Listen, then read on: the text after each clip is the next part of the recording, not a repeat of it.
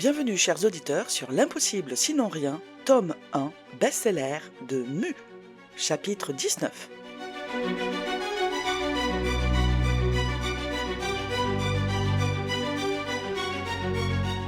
Je raccroche sur le regard interloqué de Tristan. Je suis la concurrence? Ça veut dire... C'est sorti comme ça, Tristan, mais une chose à la fois, s'il te plaît.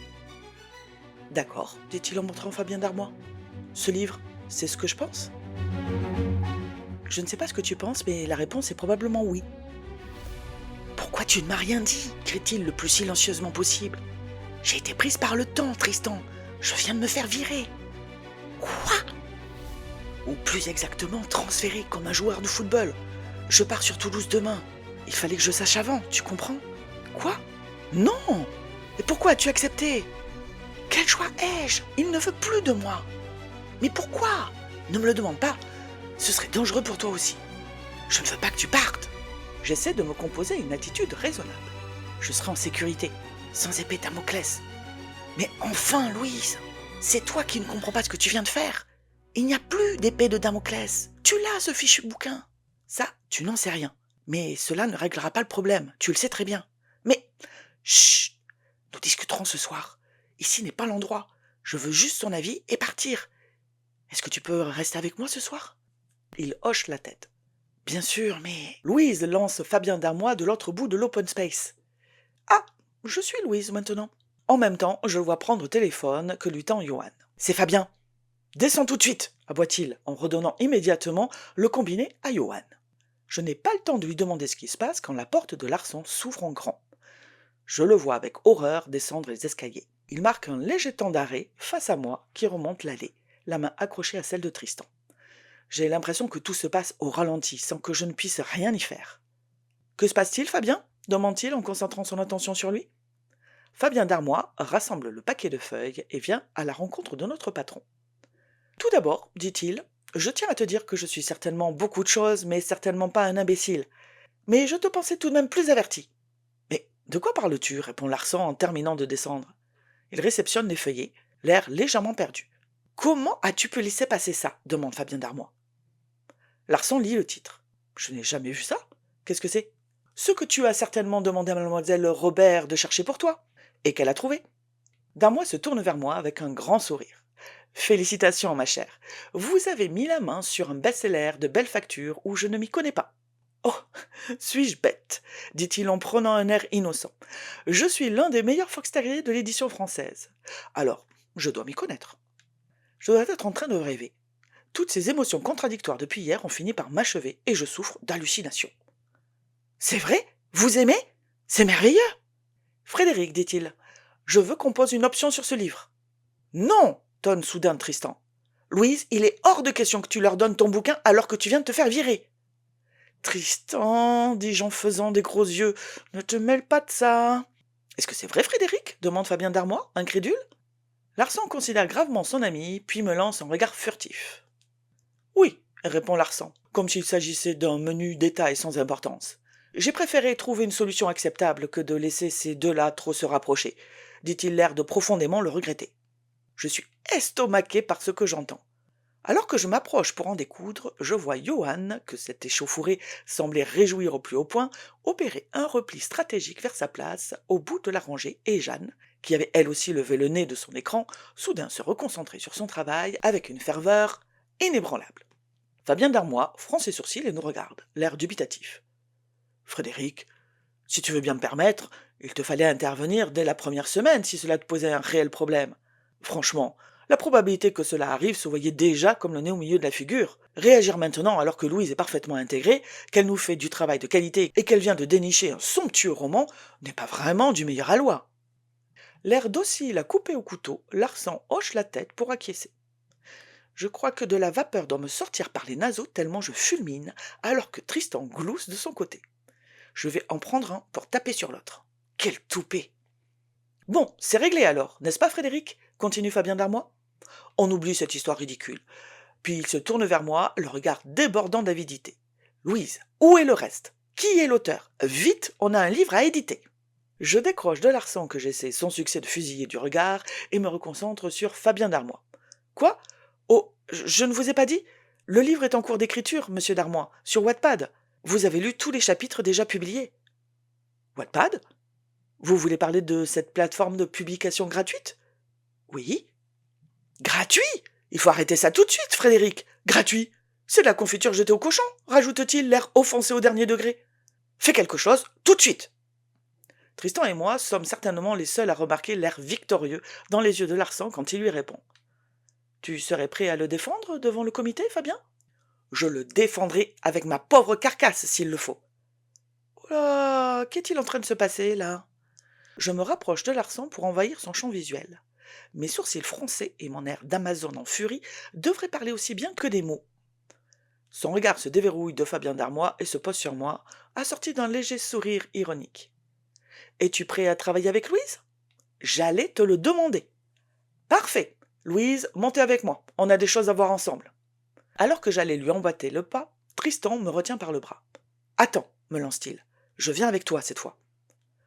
Larsan se retourne d'un seul bloc, l'index menaçant pointé vers Tristan.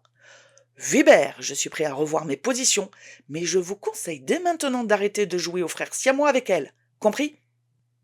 Je suis bien tenté de passer outre l'attitude menaçante de Larsan tellement je me sens largué. Ce dernier rebondissement me donne le tournis. Allons, mon garçon, intercède Fabien Darmois. Il n'y a plus de combat. Il ne reste à Louise qu'à recueillir les fruits de sa victoire.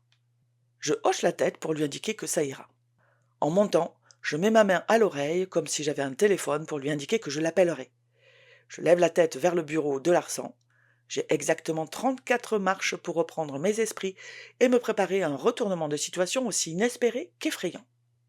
Il m'ouvre la porte et je rentre non sans un regard pour les deux hommes vaguement inquiets en bas, certainement pour des raisons différentes. Je m'assieds autour de la table, mais Larsan ne vient pas m'y rejoindre. Il s'affaire autour de sa machine. Je ne suis pas sûr qu'un café soit la bonne boisson à boire dans ces circonstances, mais je ne dis rien. J'essaie de supporter le silence qui s'installe et s'épaissit autour de nous. Mais plus les secondes s'égrènent, plus ma tension monte. J'essaie de profiter de ce silence pour mettre mes pensées en ordre, mais pour une raison que je n'arrive pas à comprendre, elles sont comme prises en tenaille. J'ai pourtant largement matière à réfléchir. C'est insupportable. Dites quelque chose, bon sang. C'est vous qui m'avez demandé de monter dans votre bureau. Je suppose que vous avez quelque chose à rajouter à notre conversation de tout à l'heure. Sinon, je n'ai plus qu'à m'en aller, il me semble. J'ai mon retour sur Toulouse à organiser. Vous n'allez nulle part et vous patientez le temps que je me calme, gronde-t-il. Il remplit une première tasse de ce qui me semble être du thé. J'espère au moins que c'est du thé vert. Il se retourne brièvement au moment d'en prendre une seconde. Ses yeux marrons sont passés au noir de rage. J'ai commencé la journée par une scène publique de ma femme. Mais même elle est incapable de me faire atteindre le niveau de rage dans lequel je suis actuellement. Je ne suis pas capable de penser, mais je suis capable de réagir. Je vous demande pardon? S'il y a une personne qui devrait être en rage dans ce bureau, je pense que cela devrait être moi, il me semble, dis-je en me levant. Il s'approche et me tend une des deux tasses. Verveine. Ça nous fera visiblement beaucoup de bien à tous les deux. Vous buvez de la tisane? Il paraît que c'est très bon pour les nerfs. Prescription de ma fille qui ne jure que par les plantes. Votre fille vous trouve un tantinet nerveux? Je demande en ricanant. Ma fille a remarqué qu'il me fallait de l'aide pour ne pas étrangler sa mère. Comme je tiens à ma fille et que je ne veux pas en faire une orpheline, j'ai suivi son conseil de grand-mère dépassée pour lui faire plaisir et je me suis prescrit à moi-même une médecine plus à même de me calmer efficacement. Je comprends où il veut en venir. Ève. Ève et sa médecine naturelle. Je vous en prie, évitez-moi le couplet de « Mon mariage est un désastre, c'est la raison pour laquelle j'essaie d'oublier le marasme qu'est ma vie dans les bras du sosie de Monica Bellucci. » Ce ne sont pas mes affaires, bien que ce soit ça qui nous ait amenés à cette situation débile. Quand je vois ce que vous êtes capable de faire pour arriver à vos fins, permettez-moi de douter que mes affaires ne deviennent un jour les vôtres. Mais qu'est-ce qu'il croit, là, que j'ai tout planifié? Vous avez peur qu'avoir réussi l'impossible ne me monte à la tête? Qu'est-ce que vous voulez? Que je vous signe un papier? Larsan repose bruyamment sa tasse sur la table et se penche vers moi. Assez pour mêler nos souffles. Je me recule d'instinct, mais c'est trop tard. Sa chaleur m'a atteinte. Je suis étonnamment consciente de sa proximité soudaine. C'est comme si mon corps attendait le moindre rapprochement pour se transformer en aspirateur de sa chaleur corporelle et me la perfuser par intraveineuse super efficace. Est-ce qu'il se rend compte que je joue à mon esprit défendant au vampire avec lui? Je vous garantis, Louise, que vous ne remettrez pas les pieds demain ici sans m'en avoir signé un de papier. Une clause de confidentialité élargie qui vous coûtera un bras s'il vous venez à l'idée de la contourner. Je ne sais pas si je remettrai les pieds ici demain, dis-je en appuyant au marteau-pilon sur le ici, mais je veux bien vous signer ce fichu paplard si cela vous permet de mieux dormir ce soir. Je n'ai pas de problème, moi, avec les engagements par écrit. Parfait, parfait, je réplique en éloignant d'un coup de talon mon siège de la table et de lui. Est-ce que ça veut dire que vous n'avez rien dit à Vibert? Je ne vois pas l'intérêt de mêler mon prétendu amant à vos sordides histoires de couple. Je le saurai si vous mentez, rajoute-t-il, plus calme, mais toujours sur la défensive. Il n'y a qu'une seule personne dans cette pièce qui pratique le mensonge, je réplique, morveuse. Loin de l'énerver, ma répartie lui arrache un sourire sardonique. Vous plaisantez, j'espère, à moins que vous ne considériez que l'omission n'est pas un mensonge. Je vous rappelle que vous ne m'avez pas laissé le temps d'en placer une tout à l'heure. Vous auriez pu m'en parler hier? Hier après-midi, je ne savais pas ce que j'ai appris hier soir, quand je suis rentrée chez moi. Je ne pensais vraiment pas tenir un potentiel best-seller. Inutile de dire que je me contentais de le garder sous le coude, comme une assurance en cas d'échec. Merde. C'est vrai que je suis une menteuse. Et qu'avez-vous appris de si extraordinaire hier soir? Plus de 66 000 chapitres lus, dont la moitié quasiment en 24 heures. Ça a été un vrai choc. Larsan se statufie devant moi, surpris par ces chiffres, certainement autant que je l'ai été moi-même. 66 000? Mais c'est énorme compte tenu de la faible proportion d'abonnés francophones. C'est ce que j'ai pensé, moi aussi. Et elle en est à combien de chapitres? À peine 9 pour le moment. C'est peu tout de même. La tendance pourrait se retourner, mais bien guidée à partir de maintenant, marmonne-t-il dans sa barbe. Est-ce que vous avez déjà pris contact avec elle? Oui, bien sûr. Je n'ai pas manqué de la féliciter à chaque fois. Et nous avons aussi échangé en parallèle du site, par messagerie. Là, je ne suis pas loin de me mettre en mode panique. Attendez, monsieur Larsan, il y a tout de même un problème. Il y a des raisons complémentaires au fait que je ne vous en ai pas encore parlé. Lesquelles, demande-t-il, comme si, pour lui, c'était une affaire entendue et qu'il désirait passer à autre chose. Elle utilise un pseudonyme. Elle tient à son anonymat. Mais nous aurons besoin d'elle pour la promotion. Je ne peux pas accepter une chose pareille. Là, ça passe ou ça casse.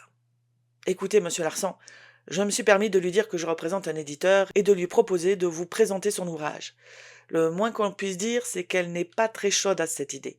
Écrire pour elle est un loisir. Elle ne souhaite en aucun cas être mêlée à quelque chose d'officiel. Elle n'avait pas l'intention de le proposer à des éditeurs. Elle comptait seulement le mettre sur Amazon quand elle aurait terminé, pour essayer de se faire un peu d'argent de poche, mais elle ne comptait pas aller plus loin. Vous comprenez? Non, je ne comprends pas. C'est une chance inespérée qui s'offre à elle. Mais enfin, vous ne savez rien d'elle.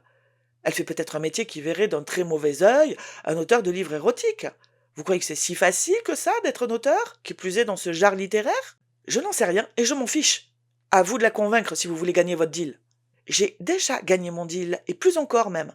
N'oubliez pas que j'ai réussi à mettre Fabien Darmois de votre côté. Ce qui est inestimable, non?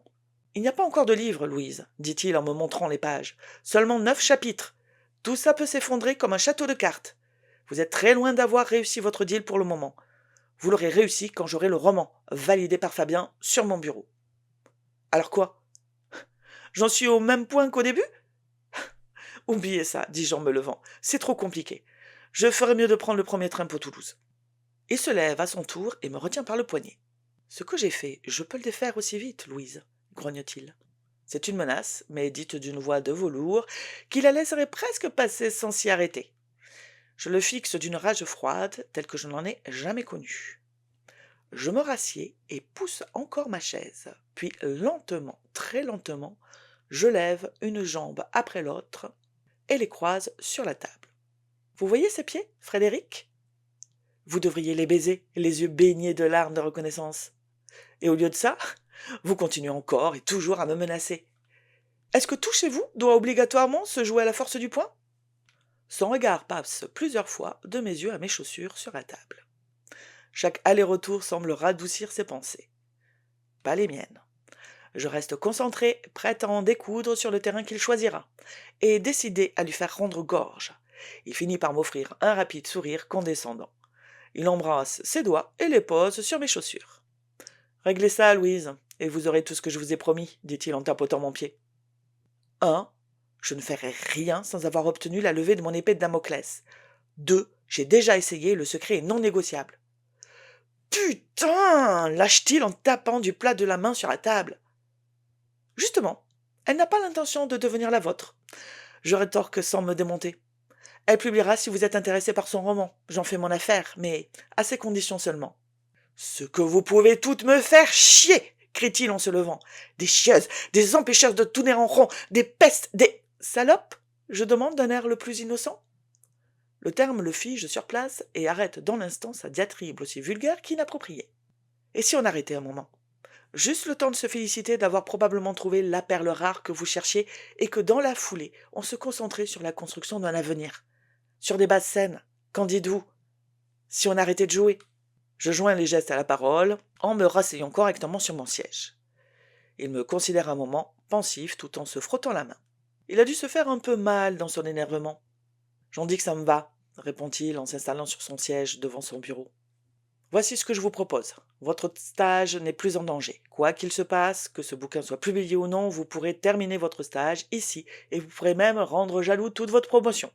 Non seulement vous allez vous occuper d'un nouvel auteur, mais en plus, vous assisterez à mi-temps Fabien dans ce qu'il aura la bonté de vous donner à faire. Est-ce que cela conviendra à madame? Enfin! Je suis sauvée pour de bon et je peux rester à Paris. Je hoche la tête en souriant à pleines dents. Merci, dis-je dans un souffle. Ne me remerciez pas. Vous l'avez amplement mérité. Cela dit, entendons-nous bien, Louise. Ce roman est sous votre entière responsabilité. Je veux pouvoir l'éditer pour cet été, ce qui veut dire une sortie en juin. Si j'ai ce roman, validé par Fabien, sur mon bureau d'ici la fin de votre stage, vous aurez votre contrat, d'office. Mais cela ne nous fait que 4 mois et demi, alors qu'elle n'en est qu'au début.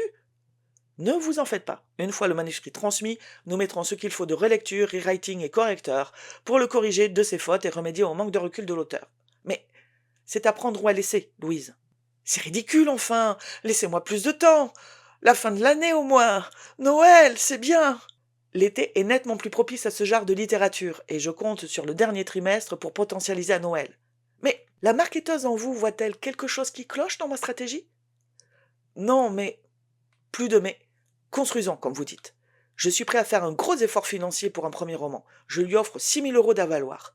2 000 à la signature de l'accord, 4 000 à la remise du manuscrit fin avril au plus tard. Sacrée cagnotte d'argent de poche, qu'en pensez-vous? Je vous prépare la proposition de contrat d'édition pour demain. Je veux que ce soit signé d'ici la fin de la semaine et que dès demain, elle enlève tous ces épisodes de Wattpad, compris? Oui, je murmure. Larsan me gratifie d'un sourire victorieux. Félicitations, Louise! Vous voilà éditrice. Stagiaire, bien sûr, mais éditrice quand même. Je sors de mon accablement bienheureux pour prendre conscience de ces dernières paroles. Éditrice. Le mot roule sous ma langue avec une saveur sucrée.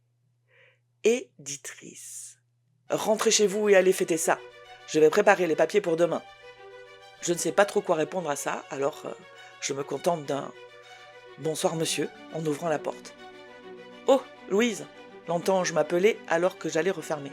« Oui » dis-je en passant la tête dans l'entrebâillement. « Merci » dit-il avec un vrai beau sourire. Je prends le temps de contempler cette belle image de paix intérieure et hoche la tête. « Je suis éditrice » dis-je dans un sourire en parfait miroir. Il me fait un clin d'œil et je referme doucement la porte.